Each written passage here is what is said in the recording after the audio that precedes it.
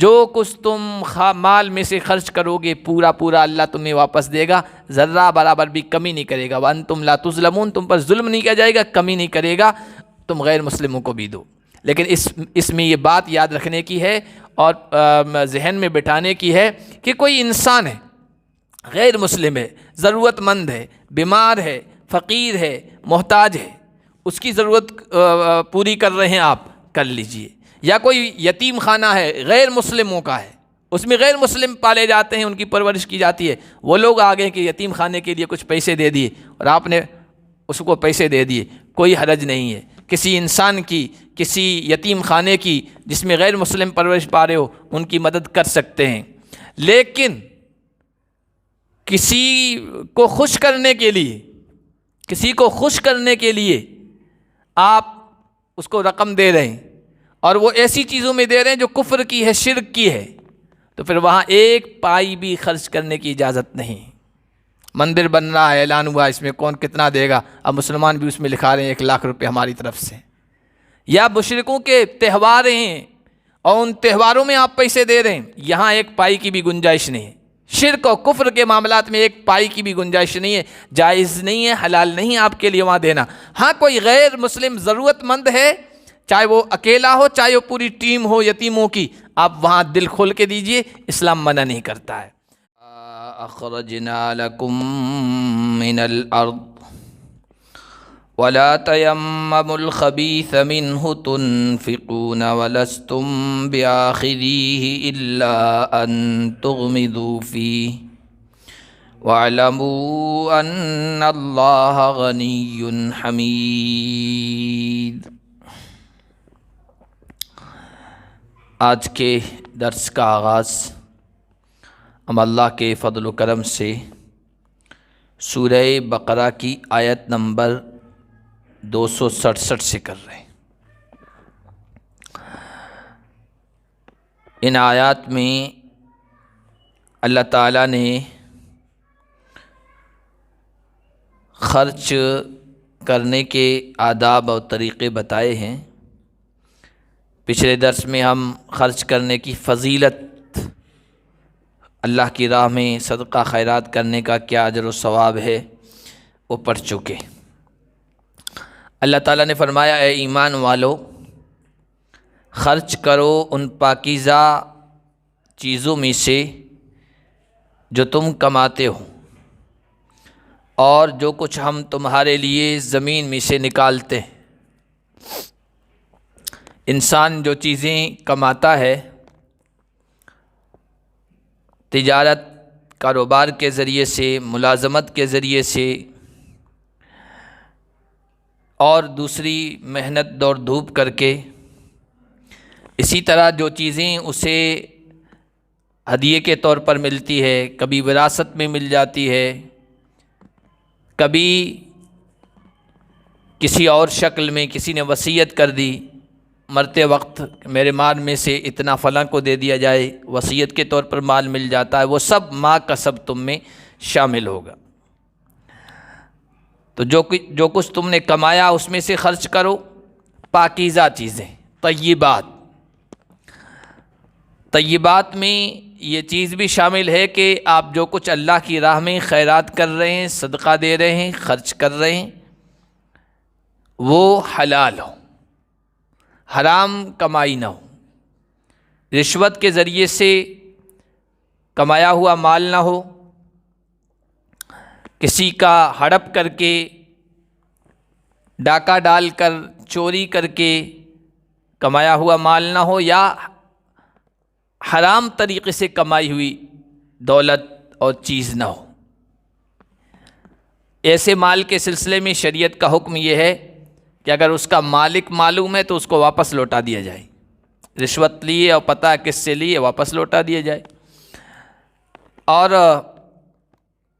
ایسا ہے کہ اس کا کوئی مالک نہیں ہے بظاہر، جیسے انٹرسٹ کے پیسے ہیں، بینک سے پیسے ملتے ہیں سود کے، وہ پیسے ہیں، یا اس طرح کی کوئی ملکیت ہے، دولت ہے، مال ہے، تو کسی غریب کو، محتاج کو بغیر ثواب کی نیت کے دے دو، خود استعمال نہیں کر سکتے ہو، اور نہ اللہ کی راہ میں دینا ہے۔ اس لیے کہ حدیث شریف میں آیا کہ ان اللہ طیب ولا يقبل الا الطیب، اللہ پاکیزہ ہے اور وہ پاکیزہ کمائی کو ہی قبول کرتا ہے۔ پاکیزہ مال میں سے خیرات دو تو قبول کرتا ہے، حرام کمائی سے دی ہوئی چیز اس کے یہاں مردود ہے، ٹھکرا دی جاتی ہے۔ اور جو کچھ ہم نے تمہارے لیے زمین میں سے نکالا، کھیتی باڑی کرتے ہیں تو اس میں سے جو دیا جاتا ہے اس کو عشر کہتے ہیں، 10واں حصہ۔ بارش کے پانی سے کھیتی باڑی کی ہے تو 10واں حصہ اناج اور غلے میں سے یا جو کچھ اگایا اس میں سے آپ کو اللہ کی راہ میں دینا ہے۔ اور اگر بورنگ کر کے آپ پانی نکالتے ہیں یا نہر کے ذریعے سے کسی طرح سے وہاں سے پانی لا کر کھیتی کو سینچتے ہیں، محنت کرنی پڑتی ہے جس میں، تو پھر اس میں سے 20واں حصہ دینا ہے۔ تو یہ اللہ کی راہ میں خرچ کرو ان طریقوں سے، ان ذریعوں سے جو کچھ تم نے کمایا ہے۔ اور وَلَا تَيَمَّمُوا الْخَبِيثَ مِنْهُ تُنْفِقُونَ، جب خرچ کرنے پہ آؤ تو خراب چیز مت خرچ کرو، بیکار کی چیز ہے، ردی چیز پڑی ہوئی ہے، کسی چیز کی کسی کام کی نہیں، وہ لے جا کر اللہ کی راہ میں دے دی، اللہ کے راستے میں خیرات کر دی، یہ مت کرو۔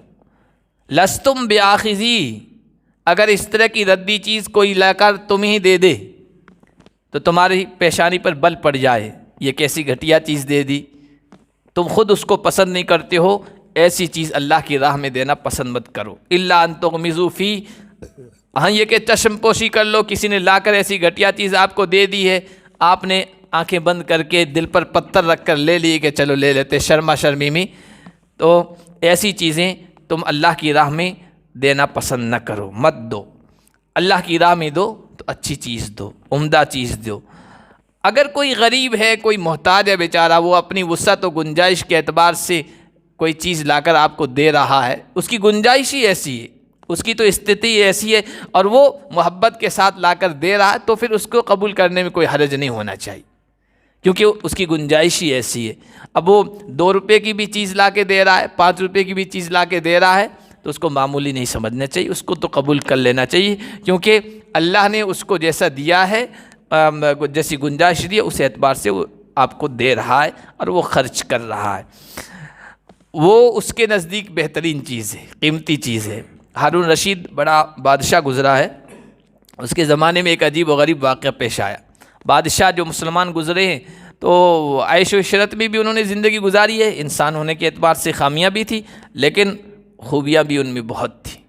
ہارون رشید اپنے وقت کا بہت بڑا طاقتور بادشاہ، اتنی بڑی حکومت و خلافت تھی اس کی کہ وہ بغداد میں بارش کے موسم میں اپنے محل کے باہر کھڑا تھا، اوپر سے بادل جو ہے نا پانی سے بھرے ہوئے جا رہے ہیں آگے، وہاں برس نہیں رہے ہیں، تو بادل سے مخاطب ہو کے کہہ رہا ہے کہ یہاں نہیں برستا مت برس، کہاں برسے گا؟ دنیا میں جہاں کہیں بھی برسے گا تمہارا ٹیکس تو میرے پاس ہی آئے گا نا۔ اب اندازہ لگائیے کتنا بڑا خلیفہ رہا ہوگا وہ۔ اس کے زمانے میں ایک بیچارہ غریب انسان تھا، کسی گاؤں کا رہنے والا، جہاں صاف پانی میسر نہیں تھا، اچھا پانی نہیں مل رہا تھا، اس کے گاؤں میں چشمہ پھوٹ آیا، چشمہ نکل آیا، گاؤں والوں کے لیے چشمہ نکل آئے، پانی کا صاف شفاف شیریں پانی کا ان کے لیے بہت بڑی نعمت۔ تو ایک بیچارے غریب دیہاتی کے دل میں یہ بات آئی کہ چشمہ نکلا میرے گاؤں میں، پانی شاندار، اس کا پانی میں جمع کر کے ہارون رشید کو گفٹ دو۔ اب ہارون رشید بادشاہ، اپنے وقت کا خلیفہ، وہ تو چشموں کے اوپر بیٹھا تھا، اس کو تو بہترین سے بہترین پانی میسر تھا، لیکن اس غریب دیہاتی کا ایک جذبہ تھا کہ یہ چیز ہو سکتا ہے اس کے پاس نہ ہو، میں یہی چیز اس کو پہنچا دوں۔ اس کے نزدیک سب سے قیمتی چیز یہی تھی، بڑھیا چیز یہ تھی۔ چنانچہ اس نے ایسا کیا کہ مٹکے میں اس کو بھرا، پیک کیا اور اپنے گاؤں سے دور دراز علاقے سے وہ دارالخلافہ کیپٹل سٹی گیا اور ہارون رشید کے دربار میں پہنچایا کہ آپ کے لیے گاؤں میں چشمہ نکل آیا ہے، وہ پانی لایا ہوں آپ کے لیے۔ تو ہارون رشید نے اس کو قبول کر لیا، بادشاہ تھا لیکن بیچارے غریب ہے، کس جذبے کے ساتھ لایا ہے، لیا، مٹکا کھولا تو کئی دنوں سے چونکہ سفر کر کے آ رہا تھا تو اندر پانی بدبو دار ہو گیا تھا، بدبو آئی تو واپس اس نے پیک کرایا، ایک طرف رکھ دیا، اور رکھنے کے بعد اس کی اتنی تعریف کی، ماشاءاللہ آپ اتنا بہترین پانی لائے، اتنی دور سے لائے ہیں اور بڑا قیمتی گفٹ اور ہدیہ تم لے کے آئے، اتنی تعریف کی وہ پھول گیا بیچارہ، خوش ہو گیا کہ میرے ہدیے کی جو ہے نا قدر کی گئی ہے بادشاہ کی طرف سے۔ حالانکہ بادشاہ کو پتا تھا اندر پانی بھی تھا نا، وہ بھی بدبودار ہو گیا، پینے کے قابل نہیں رہا ہے، لیکن چونکہ اپنی استطاعت کے مطابق اس کو وہ اچھا سمجھ رہا تھا، وہ لے کے آیا تھا، تو اس نے اس کی تعریف کی۔ تو اگر اس طرح کا کوئی آدمی لا رہا ہے اپنی گنجائش کے اعتبار سے تو تعریف کرنا چاہیے، لیکن قرآن استطاعت والوں کے بارے میں یہ کہتا ہے کہ اچھی سے اچھی چیز اللہ کی راہ میں دو، ایسی چیز کہ اگر کوئی ویسی چیز تمہیں دے تو تم اچھے طریقے سے قبول کر سکو، ایسی چیزیں دینا چاہیے۔ اصل میں انصار حضرات جو صحابہ تھے ان کے بارے میں یہ آیتیں اتری، وہ خود کہتے ہیں حدیثوں میں آیا کہ اصحاب صفہ جو تھے، اللہ کے نبی صلی اللہ علیہ وسلم کی مسجد میں جو ایک چبوترا بنا ہوا تھا، وہاں پر کچھ لوگ ایسے تھے جن کا کوئی گھر تھا نہ در تھا نہ کوئی قریبی رشتہ دار تھا، غریب تھے، وہ وہاں بیٹھے رہتے تھے، اللہ کے نبی کی مجلس میں حاضر ہوتے تھے، علم سیکھتے تھے، دین سیکھتے تھے، اور کہیں اللہ کے راستے میں نکلنے کی نوبت آتی تھی جہاد وغیرہ کے لیے، اس کے لیے ہر وقت تیار رہتے تھے۔ ان کے لیے کوئی ذریعہ معاش نہیں تھا، کھانے پینے کا کوئی خاص ذریعہ نہیں تھا، تو انصاری لوگ جو کچھ بھی ان کے پاس ہوتا تھا وہ لا کر وہاں وہ جو چبوترا تھا، جو شامیانہ یوں کہیے، جو کچھ بھی ٹھکانہ تھا، صفہ آج بھی ہے مسجد نبوی میں، تو اس میں لٹکا دیتے تھے ستون سے، لکڑی سے، خوشہ انگوروں کا، تو جس کو جیسی ضرورت ہوتی تھی وہ لکڑی مارتا تھا، کھجوریں گرتی تھی، وہ کھا لیتے تھے۔ تو کچھ لوگ تو اچھے جذبے سے اچھی چیز لا کر خوشہ لا کے رکھتے تھے، کچھ لوگ جن کو اندر سے خرچ کرنے کا جذبہ ہی نہیں ہوتا تھا، جی مردہ کر کے لاتے تھے، تو وہی جو خراب سے خراب کھجور ہوتی تھی سڑی ہوئی، وہ لا کر وہاں لا کر لٹکا دیتے تھے، جو کسی کام کی نہ ہو، نہ خود کھا سکے نہ بچوں کے استعمال کے ہو سکے، وہ لا کے لٹکا دیتے تھے۔ تو ان کے بارے میں یہ آیت اتری ہے کہ وَلَا تَيَمَّمُوا الْخَبِيثَ مِنْهُ تُنْفِقُونَ، خراب چیزیں تم اللہ کی راہ میں مت دو کہ ویسی تمہیں دی جائے تو تمہاری پیشانی پر بل پڑ جائے، ناگواری کے جذبات تمہارے چہرے پر عیاں ہو جائیں۔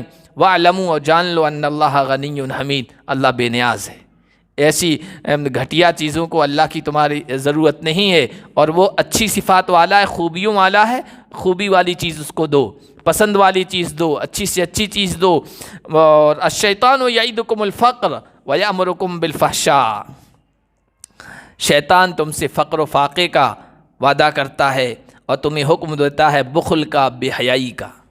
اللہ کی راہ میں جب خرچ کرنے کے لیے انسان کے دل و دماغ میں، ذہن میں خیال آتا ہے نا، تو فوراً شیطان ہزاروں چیزیں اس کے دماغ میں ڈالتا ہے، ارے مسجد میں دے دیا، مدرسے میں دے دیا، غریب کو دے دیا، آگے پتہ نہیں تمہارے کیا حالات پیش آ جائیں، تمہارے بچوں کا کیا ہوگا، ان کے بچوں کا، اپنے بچوں کے فیوچر کا بھی تو کچھ سوچو، خرچ کر دو گے، اس طرح دیتے رہو گے تو فقیر ہو جاؤ گے، بچوں کے پاس کچھ نہیں رہے گا، ان کے لیے کچھ نہیں رہے گا۔ شیطان ایسے خراب خیالات ڈالتا ہے، فقر کا وعدہ کرتا ہے، یعنی فقیر ہو جاؤ گے، تنگ دست ہو جاؤ گے، خرچ مت کرو، مٹھی بند رکھو۔ اور جہاں بخیلی کی بات ہو یا فحشا کا مطلب بے حیائی کے کام، جہاں نہیں خرچ ہونا چاہیے وہاں شیطان ترغیب دیتا ہے۔ آپ دیکھیے شادی بیاہ میں، رسم و رواج میں، دکھاوے کی چیزوں میں خرچ کرنے کی نوبت آئے تو وہی انسان جس کے لیے 100 روپیہ اللہ کی راہ میں دینا بڑا بھاری پڑ رہا تھا، وہ دیکھیے کھانے کتنے آئٹم کھانے میں کرتا ہے، اور کیا شامیانے لگاتا ہے، اور کیا جو بجانے کے آلات ہیں اور جو پوری ٹیم ہوتی ہے وہ لے کے آتا ہے کہ شادی تو شان سے ہونی چاہیے، چاہے اس کے لیے کچھ بھی کرنا پڑے۔ وہاں خرچ کرنے میں جو ہے وہ پیچھے نہیں رہتا ہے، اور شیطان اس کے دل و دماغ میں بات ڈالتا ہے کہ بھائی شادی بچوں کی ہے، بچے کی ہے، بار بار تھوڑی ہوگی، ایک ہی مرتبہ ہوگی اور شان سے کریں گے، جو کچھ ہوگا دیکھا جائے گا۔ یأمرکم بالفحشاء، اسی طرح دکھاوے کی بات آئے کہ بھائی بھاما شاہوں میں نام لکھا جائے گا، فلاں بھاما شاہ نے اتنا دیا۔ سرکاری جو کام ہیں یا جو پارٹیاں ہیں ان کو دینے کی نوبت آئے، بڑی بڑی رقم لکھوائے گا، اور اللہ کی راہ میں دینے کی نوبت آئے تو وہاں کم سے کم جتنا ہو سکتا ہے وہ دینے کی کوشش کرتا ہے۔ یہ شیطان کے بہکاوے ہیں، یہ شیطانی خیالات ہیں، شیطانی اس طرح ذہن بناتا ہے۔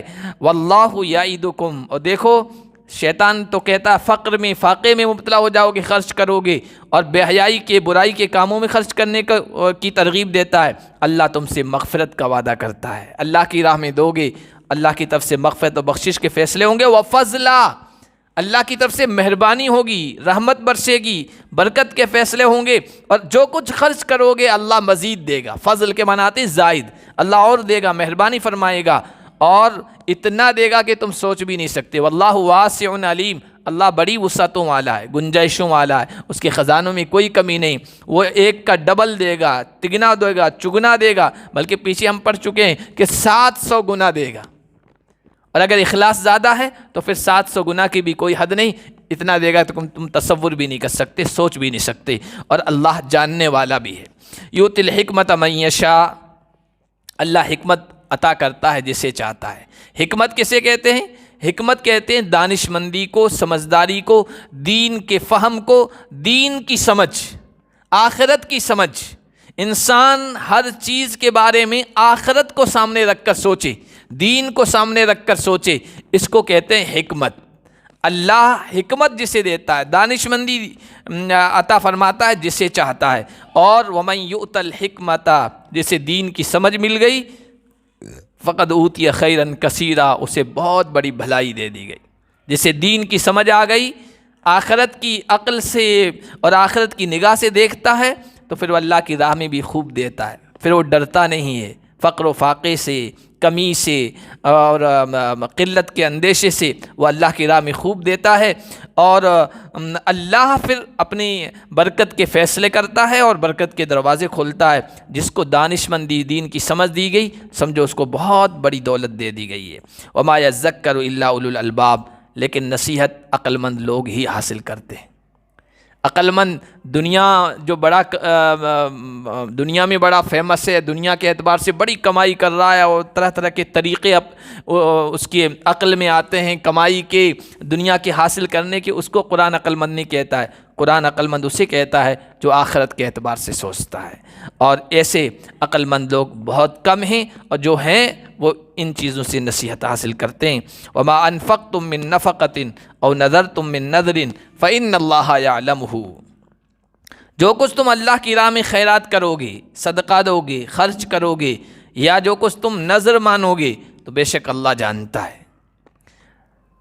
خرچ کرنے میں ایک خرچ کرنا واجب کے درجے میں ہے، جیسے زکوٰۃ ہے ضروری ہے، صدقہ فطر ہے وہ ضروری ہے، وہ جو کچھ تم اللہ کی راہ میں دو گے، یا نذر ہے، نذر اگر کوئی بندہ مان لیتا ہے تو پھر بھی اگر وہ گناہ کی نظر نہیں ہے، معصیت کی نظر نہیں ہے، اللہ اس کے رسول کی نافرمانی کی نظر نہیں ہے، صحیح نظر ہے جائز کاموں کی، اس کو بھی پورا کرنا ضروری ہو جاتا ہے۔ کسی نے مان لیا کہ اگر میرا بچہ صحت مند ہو گیا تو میں اللہ کی راہ میں یہ چیز دوں گا، یہ میں مسجد میں اتنے پیسے دوں گا، مدرسے میں دوں گا، کسی غریب کی مدد کر دوں گا، یہ نظر مانی ہے اور کام ہو گیا ہے تو پھر اس کا پورا کرنا ضروری ہے۔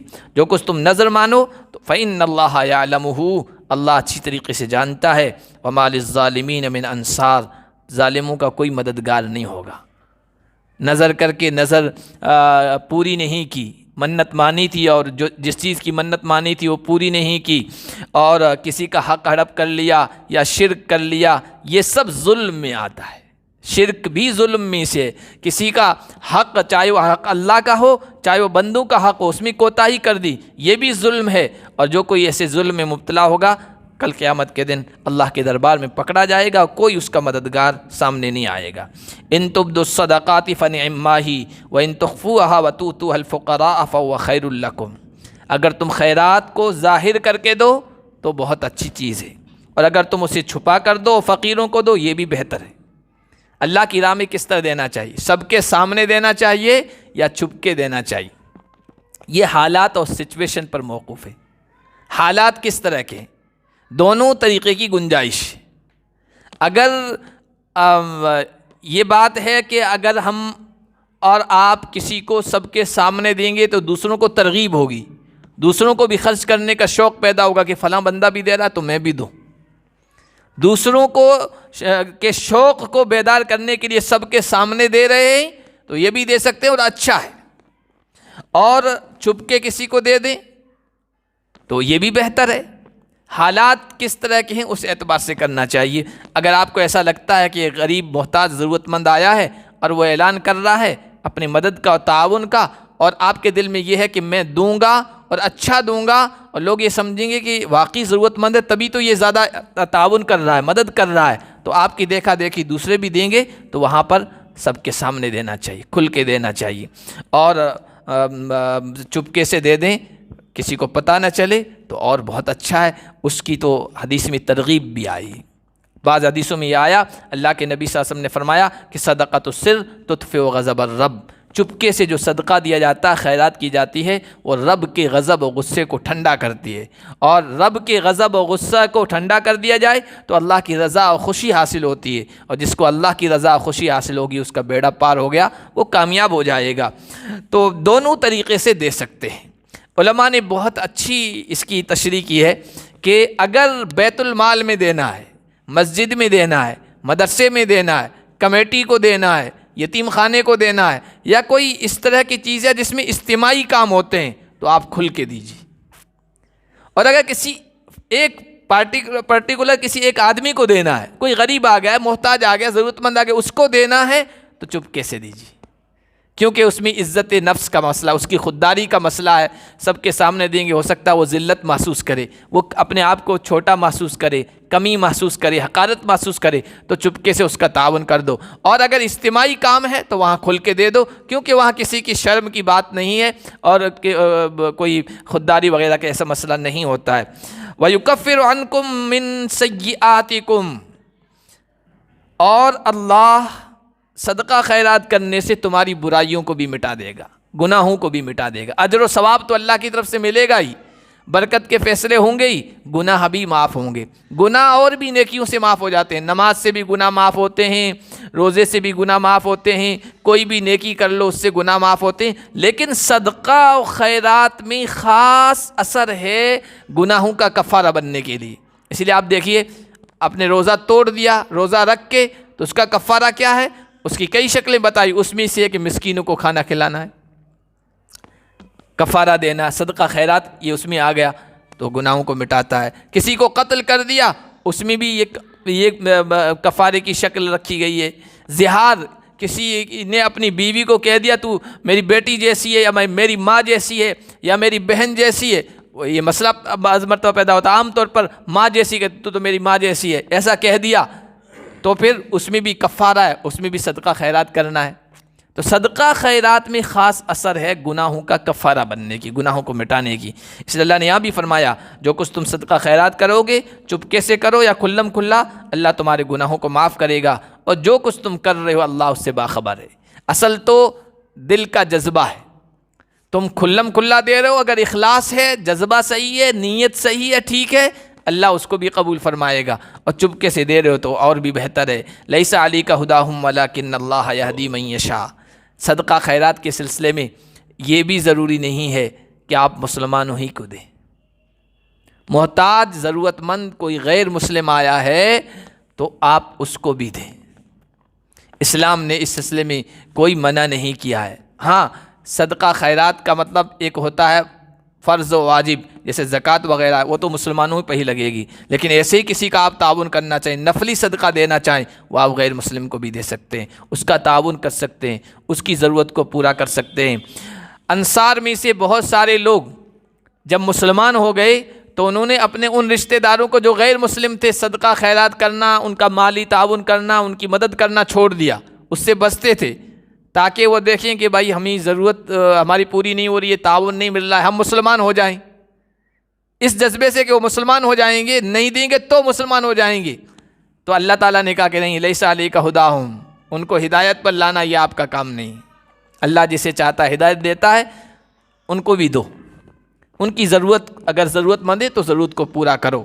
کوئی غیر مسلم بھی آ کر آپ سے مانگتا ہے، اگر آپ سمجھتے ہیں کہ یہ ضرورت مند ہے، حاجت مند ہے، اور اس کے سوال کو پورا کرنا چاہیے، ضرورت کو پورا کرنا چاہیے، تو ضرور اس کو دینا چاہیے۔ مسجد کے باہر آ کر بہت سارے لوگ کھڑے ہو جاتے ہیں، غیر مسلموں میں ہوتے ہیں، اور آپ کترا کے جا رہے ہیں کہ غیر مسلم کو کیسے دیں؟ نہیں، ضرورت مند ہے، آپ کے پاس ہے تو اس کو دیں، کیوں؟ آپ کا ہی فائدہ ہے۔ وَمَا تُنْفِقُوا مِنْ خَيْرٍ فَلِأَنفُسِكُمْ، جو کچھ بھی تم خیر و بھلائی اور مال میں سے خرچ کرو گے تمہارا خود کا فائدہ ہے، اللہ اجر و ثواب دے گا۔ وَمَا تُنْفِقُونَ إِلَّا ابْتِغَاءَ وَجْهِ اللَّهِ، دوسری بات کہ تم اللہ کو راضی کرنے کے لیے دے رہے ہو، وہ بھی تو اللہ کی مخلوق ہے، وہ بھی تو اللہ کی پیدا کی ہوئی ہے، تو اس کی ضرورت کو پورا کرو۔ اور تیسری چیز، جو کچھ تم مال میں سے خرچ کرو گے پورا پورا اللہ تمہیں واپس دے گا، ذرہ برابر بھی کمی نہیں کرے گا۔ وَأَنْتُمْ لَا تُظْلَمُونَ، تم پر ظلم نہیں کیا جائے گا، کمی نہیں کرے گا، تم غیر مسلموں کو بھی دو۔ لیکن اس میں یہ بات یاد رکھنے کی ہے اور ذہن میں بٹھانے کی ہے کہ کوئی انسان ہے، غیر مسلم ہے، ضرورت مند ہے، بیمار ہے، فقیر ہے، محتاج ہے، اس کی ضرورت پوری کر رہے ہیں آپ، کر لیجئے. یا کوئی یتیم خانہ ہے غیر مسلموں کا ہے، اس میں غیر مسلم پالے جاتے ہیں، ان کی پرورش کی جاتی ہے، وہ لوگ آگے کہ یتیم خانے کے لیے کچھ پیسے دے دیے اور آپ نے اس کو پیسے دے دیے، کوئی حرج نہیں ہے. کسی انسان کی، کسی یتیم خانے کی جس میں غیر مسلم پرورش پا رہے ہو، ان کی مدد کر سکتے ہیں. لیکن کسی کو خوش کرنے کے لیے، کسی کو خوش کرنے کے لیے آپ اس کو رقم دے رہے ہیں اور وہ ایسی چیزوں میں دے رہے ہیں جو کفر کی ہے، شرک کی ہے، تو پھر وہاں ایک پائی بھی خرچ کرنے کی اجازت نہیں. مندر بن رہا ہے، اعلان ہوا، اس میں کون کتنا دے گا، اب مسلمان بھی اس میں لکھا رہے ہیں 1,00,000 روپے ہماری طرف سے. یا مشرکوں کے تہوار ہیں اور ان تہواروں میں آپ پیسے دے رہے ہیں، یہاں ایک پائی کی بھی گنجائش نہیں ہے. شرک و کفر کے معاملات میں ایک پائی کی بھی گنجائش نہیں ہے، جائز نہیں ہے، حلال نہیں ہے آپ کے لیے وہاں دینا. ہاں کوئی غیر مسلم ضرورت مند ہے، چاہے وہ اکیلا ہو چاہے وہ پوری ٹیم ہو یتیموں کی، آپ وہاں دل کھول کے دیجئے، اسلام منع نہیں کرتا ہے. یہاں سے آپ یہ بھی دیکھیے کہ اسلام میں کتنی کشادگی ہے، کتنی رواداری ہے، کتنا خلق خدا پر شفقت اور رحمت کا حکم دیتا ہے، اس کی تعلیم دیتا ہے کہ اگر وہ بھی ضرورت مند ہیں تو قرآن کہہ رہا ہے دیکھو وہ مسلمان ہوں یا نہ ہو، اس کی آپ کی ذمہ داری نہیں ہے. اللہ چاہے گا جس سے ہدایت دے دے گا. تمہارا کام ہے مخلوق خدا کی خدمت کرنا اور ان کے کام آنا وہ تم کرتے رہو. للفقراء الذین احصروا فی سبیل اللہ لا یستطیعون ضربا فی الارض. مال ان فقیروں پر بھی خرچ کرنا چاہیے جو اللہ کے راستے میں روک دیے گئے ہیں، وہ زمین میں چل پھر نہیں سکتے. ان محتاج ضرورت مند لوگوں کے لیے. یہ ضرورت مند لوگ کون ہیں؟ بتایا کہ ایک وہ لوگ جو اللہ کے راہ میں، اللہ کے راستے میں جہاد کے لیے اپنے آپ کو وقف کر ہر وقت موجود ہیں، جہاں کہیں ضرورت پڑے ہمیں بھیج دیا جائے. یہ لوگ مراد ہیں. دوسرا، دین حاصل کرنے والے، علم اور شریعت کا علم اور شریعت کی جانکاری اور کو حاصل کرنے والے جو لوگ، کہ اگر وہ کمانے میں لگ جائیں، دنیا میں لگ جائیں، کاروبار میں لگ جائیں تو دین کی خدمت کون کرے گا؟ علم کی خدمت کون کرے گا؟ شریعت کی خدمت کون کرے گا؟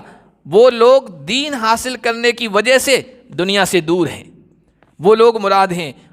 کہا کہ یحسبهم الجاہل اغنیاء من التعفف. جاہل لوگ، انجانے لوگ جو ان کو جانتے نہیں، وہ ان کو مالدار سمجھتے ہیں. من التعفف، خودداری کی وجہ سے. یہ لوگ کسی سے مانگتے نہیں، جس طرح عام لوگ مانگتے پھرتے ہیں نا، سوال کرتے ہیں، گھر گھر جاتے ہیں، در در جاتے ہیں، دکان پہ جاتے ہیں، ہر جگہ دست سوال دراز کرتے ہیں، مانگتے ہیں. یہ دین کی خدمت کرنے والے کسی کے سامنے کبھی ہاتھ نہیں پھیلاتے. ہیں ضرورت مند لیکن خوددار ہیں، غیرت مند ہیں، سفید پوش ہیں، اچھی طرح سے رہتے ہیں، کسی کو ایسا پتہ نہ چلے کہ بالکل غریب ہیں، محتاج ہیں. لیکن تعرفہم بسیماہم، ان کے چہرے سے، بشرے سے، ان کے زندگی کے رہن سہن سے تم پہچان لوگے کہ ہے ضرورت مند لیکن مانگتا نہیں ہے. ایسے لوگوں کو ضرور دینا چاہیے. قرآن کہتا ہے لا یسألون الناس الحافا. لوگوں کے پیچھے پڑھ کر اصرار کے ساتھ وہ لوگوں سے مانگتے نہیں، سوال نہیں کرتے ہیں. جو لوگ اس طرح ہیں، اپنے آپ کو دین اور شریعت کے لیے وقف کر دیا ہے، ان کے اوپر ضرور خرچ کرنا چاہیے. وما تنفقوا من خیر فإن اللہ بہ علیم. جو کچھ بھی اللہ کی راہ میں خرچ کرو گے، دیکھو اللہ جانتا ہے. کم خرچ کرو یا زیادہ خرچ کرو، اللہ اس کے اعتبار سے تمہاری جزا کا اور تمہارے بدلے کا فیصلہ کرے گا. الذین ينفقون اموالهم باللیل والنہار سرا وعلانیہ. اپنے مال میں بڑھوتری چاہتے ہیں تو اللہ کی راہ میں خرچ کرنے کا مزاج بنائیں. یہ مال میں بڑھوتری کا ذریعہ ہے، سبب ہے. بعض صحابہ کرام کے بارے میں آتا ہے کہ ان کے پاس نصاب کے بقدر مال نہیں ہوتا تھا، بہت زیادہ دولت نہیں ہوتی تھی، روز کا کمایا روز کا کھایا، ایسے تھے. لیکن جب کبھی چندے کا اعلان ہوا ہے، اللہ کے راستے میں خرچ کرنے کا اللہ کے نبی صلی اللہ علیہ وسلم نے اعلان کیا ہے، تو وہ جاتے تھے بازار میں، قلی کا کام کرتے تھے، حمالی کا بوجھ اٹھاتے تھے بازار میں، مدینے کے بازار میں، اور وہ بوجھ اٹھا کر جو کچھ کماتے تھے کچھ گھر میں رکھ دیا، کچھ لا کے حضور کی خدمت میں پیش کر دیا، یا رسول اللہ یہ اللہ کی راہ میں. یہ مالدار بننے کا نسخہ یہی ہے کہ اللہ کی راہ میں دینے کا مزاج بناؤ. تھوڑا ہی دو، روزانہ دو، اور اپنا مزاج بناؤ، یہ اللہ کے راہ میں دینے کا یہ طریقہ جو ہے یہ مالدار بننے کا ہے۔ بہت سارے ایسے سچے واقعات ہیں کہ کچھ لوگوں پر کوئی زکوٰۃ نہیں، واجب نہیں، کسی چیز کا خرچ کرنا واجب نہیں، خود محتاج ہیں، لیکن جو کچھ ان کے پاس آتا ہے اس میں سے انہوں نے خرچ کرنے کا اپنے آپ کو عادی بنایا، اس جذبے کے ساتھ کہ اللہ اس کے صدقے طفیل میں مجھے اتنا مال دے دے کہ میں زکوٰۃ نکال سکوں، تو اللہ نے ان کو زکوٰۃ کے قابل بنا دیا، اتنا اللہ نے دیا کہ وہ زکوٰۃ نکالنے والے بن گئے۔ تو فرمایا اللہ کی راہ میں خرچ کرو، دن میں، رات میں، سرًا و علانیہ، چپکے سے، کھلم کھلا، ہر طریقے سے۔ جو لوگ ایسا کرتے ہیں اللہ کے ہاں ان کا اجر ہے، ان کا بدلہ ہے، اور جب اللہ کے ہاں پہنچیں گے نہ ان پر کوئی خوف ہوگا، نہ وہ غمگین ہوں گے، کسی چیز کی کوئی ٹینشن نہیں ہوگی اور نہ کوئی فکر ہوگی۔ مال کے بڑھانے کا یہ ذریعہ ہے۔ لوگ جو مال کے بڑھانے کا ذریعہ سمجھتے ہیں نا، مال دیا جائے، اس پر انٹرسٹ لیا جائے، سود لیا جائے، بظاہر لگتا ہے کہ مال بڑھ رہا ہے، لیکن اس کے سلسلے میں اللہ کیا فرماتا ہے؟ اگلی جو آیتیں ہیں سود کے سلسلے میں، انٹرسٹ کے سلسلے میں وہ جو آئی ہے وہ اسی صورت میں آئی ہے، انشاءاللہ اگلے درس میں ہم اس کو پڑھیں گے۔